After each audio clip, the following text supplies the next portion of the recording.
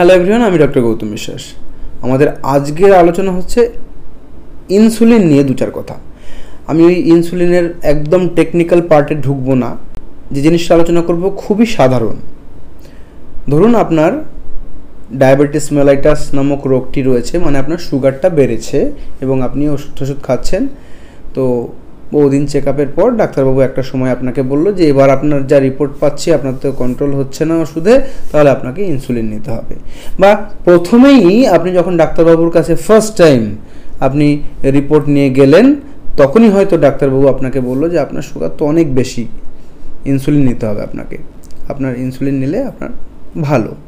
তো এই রকম সিচুয়েশনে ইউজুয়ালি আপনারা যেটা বলে থাকেন যে ডাক্তারবাবু আমি ইনসুলিনটা নেব না, ওষুধ দিয়েই ট্রাই করুন, এই কথাটা আপনারা বলে থাকেন।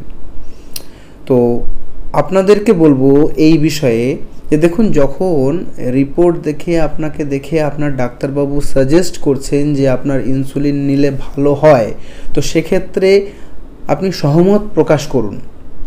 তার কারণ ওটাই আপনার জন্য ওই মুহূর্তে বেস্ট ট্রিটমেন্ট। আপনি হয়তো বলবেন একটু ট্রাই করে দেখি, ওষুধ খেয়ে ওর তো কমেছিল, অমুকের কমেছিল, তমুকের কমেছিল, এই জিনিসগুলো আপনি হয়তো বলবেন, কিন্তু ভেতরে ভেতরে আপনার ক্ষতি হয়ে যেতে পারে এবং ক্ষতি হয়ও।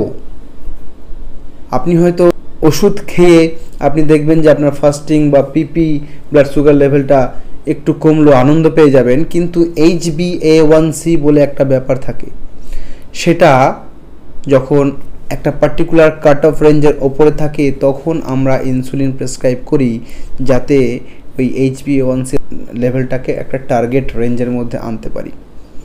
HbA1c টার্গেট রেঞ্জে না এলে কিন্তু ভেতরে ডায়াবেটিসের বিভিন্ন রকম কমপ্লিকেশনস ডেভেলপ করে। তো সুতরাং একটু ওষুধ খেয়ে দেখি, একটু ট্রাই করে দেখি, এই কথাগুলো না বলে ডাক্তারবাবুর সাথে সহমত প্রকাশ করুন যে ডাক্তারবাবু ঠিক আছে, আপনি ইনসুলিনটা লিখুন, ইনসুলিন নেব।